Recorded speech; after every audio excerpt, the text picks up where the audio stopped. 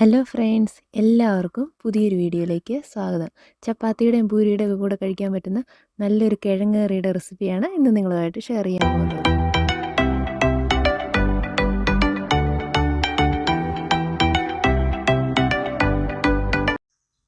ഈ കിഴങ്ങ് കറി തയ്യാറാക്കുന്നതിനായി ഞാൻ 3 മീഡിയം സൈസ് ഉരുളക്കിഴങ്ങ് ഇവിടെ കഴുകി വൃത്തിയാക്കി മുറിച്ച് എടുത്തിട്ടുണ്ട്. ഇനി ഈ ഉരുളക്കിഴങ്ങ് ഒരു കുക്കറിലേക്ക് ഇട്ട് കൊടുത്ത് ആവശ്യത്തിന് വെള്ളവും ഉപ്പും ഒക്കെ ചേർത്ത് നമുക്കിനി അതൊന്ന് വേവിച്ചെടുക്കാം. ഉരുളക്കിഴങ്ങ് വേകുന്ന സമയം കൊണ്ട് നമുക്കൊരു പാൻ തീയിലേക്ക് വെച്ച് അതിലേക്ക് ആവശ്യത്തിന് വെളിച്ചെണ്ണ ഒഴിച്ചു കൊടുക്കാം. ഇപ്പോൾ എണ്ണ നന്നായിട്ട് ചൂടായി വന്നിട്ടുണ്ട്. നമുക്കിനി അതിലേക്ക് കുറച്ച് ഉഴുന്ന് ചേർത്ത് കൊടുക്കാം.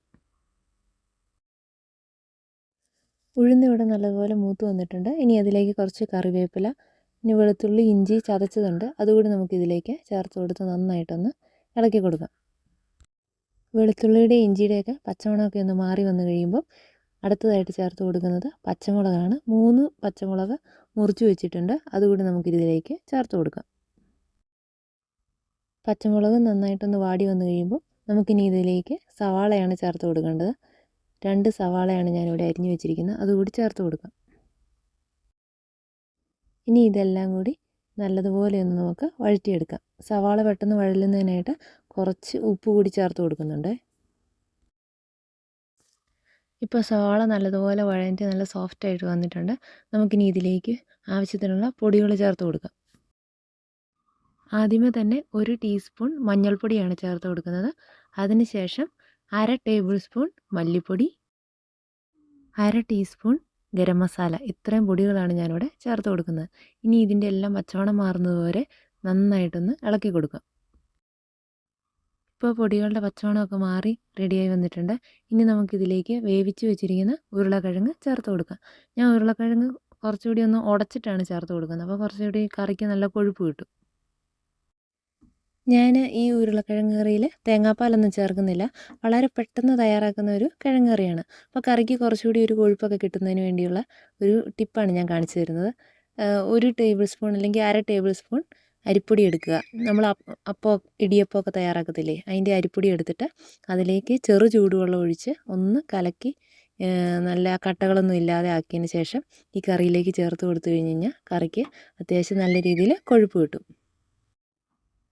ഇപ്പോൾ തേങ്ങാപ്പാൽ പിഴിഞ്ഞെടുക്കാനൊന്നും സമയമില്ല, പിന്നെ തേങ്ങാപ്പാൽ പൊടി നമ്മുടെ കയ്യിലില്ലാത്ത സമയങ്ങളിലൊക്കെ ഇതുപോലെ അരിപ്പൊടി ഇച്ചിരി ചെറുചൂട് വെള്ളത്തിൽ കലക്കിയിട്ട് ചേർത്ത് കഴിഞ്ഞാൽ കറിക്ക് അത്യാവശ്യം നല്ല കൊഴുപ്പ് കിട്ടും.